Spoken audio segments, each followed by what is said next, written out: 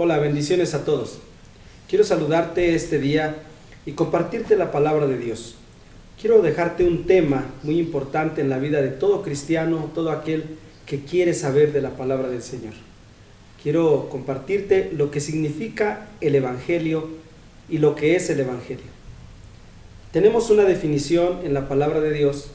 El Evangelio son las buenas nuevas de salvación.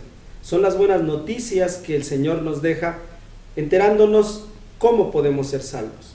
Pero también el Evangelio tiene un significado. Significa así se hacen las cosas.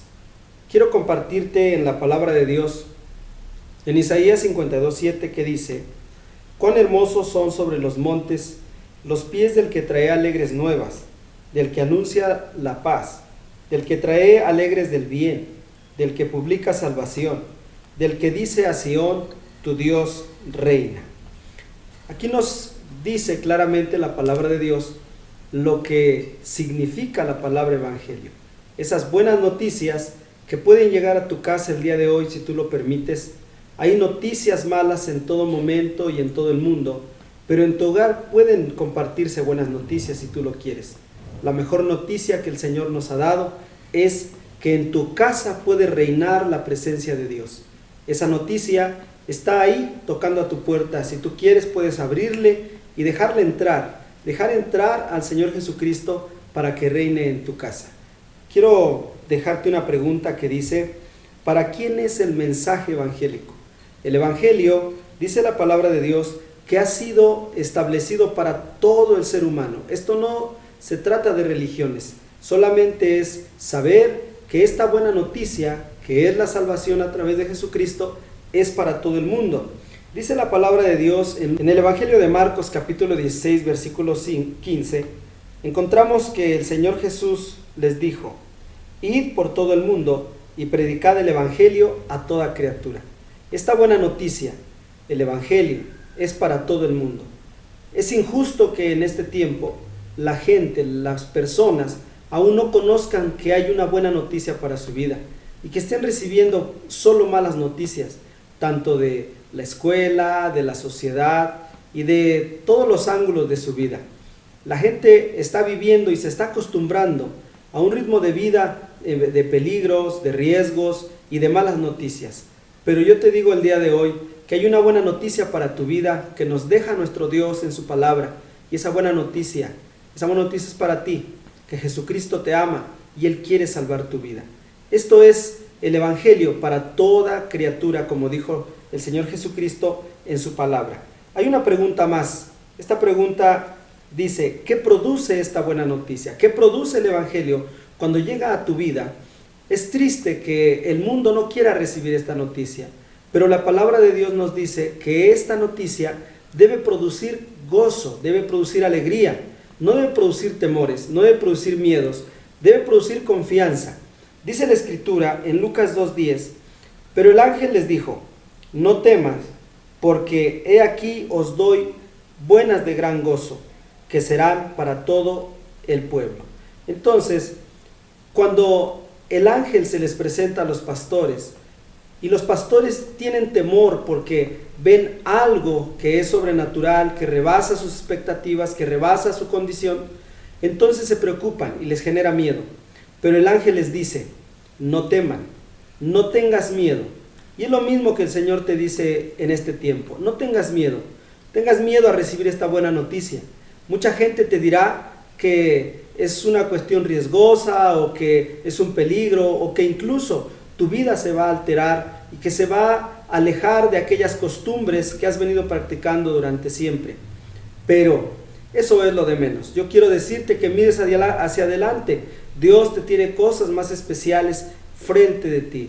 Atrás han quedado muchas cosas que has hecho y tal vez te has equivocado, pero Dios siempre da oportunidades.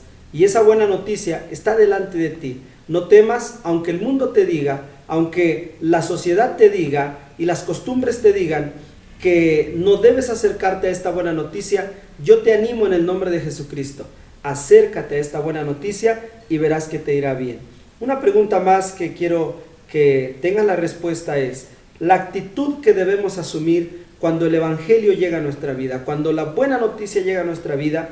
Dice la palabra de Dios en Romanos 1:16, porque no me avergüenzo del Evangelio, porque es poder de Dios para todo aquel que cree, al judío primeramente y también al griego. Esta palabra nos indica en labios del apóstol Pablo que ninguno de nosotros que conocemos de esta buena noticia debemos avergonzarnos, porque es poder y autoridad. El Señor ha hablado en su palabra y su palabra sigue vigente. La palabra de Dios tiene autoridad y poder. Se acabaron aquellos tiempos en los que había represiones, en los que había castigos y persecuciones, si es que alguien se acercaba a la palabra de Dios. Ahora estamos viviendo tiempos de libertad, tiempos en los que podemos acercarnos a la palabra del Señor sin ninguna restricción, porque no hay nada que impida que nos podamos acercar a la palabra del Señor. El apóstol Pablo dijo, no me avergüenzo del Evangelio, porque es poder de Dios. Pero ese poder se manifiesta en los que creemos que Dios realmente es un Dios poderoso.